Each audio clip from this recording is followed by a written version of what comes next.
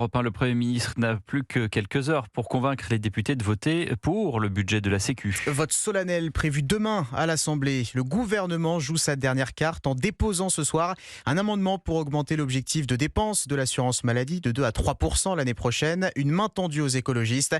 Alexis de la Fontaine, tout va se jouer à quelques voix près, mais selon les calculs d'Europe 1, ça devrait passer. Oui, environ 230 députés vont voter, quoi qu'il arrive, contre ce budget. Ce sont les membres du Rassemblement national, de l'UDR, de la France insoumise et du Parti communiste. En face, environ 240 députés devraient voter pour ce PLFSS.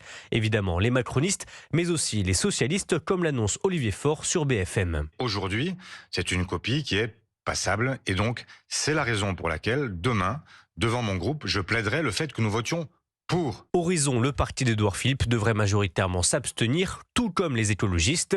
Les arbitres de ce match seront donc les Républicains.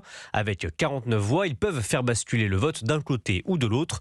Alors Bruno Retailleau demande à ses élus de ne pas voter ce budget de la sécurité sociale. Très franchement, voter pour un texte pareil, c'est le pire depuis des années. Il ne prépare en rien l'avenir. Les députés de droite devraient simplement s'abstenir pour permettre à ce budget d'être adopté. C'est une question de responsabilité, justifie l'un d'entre eux.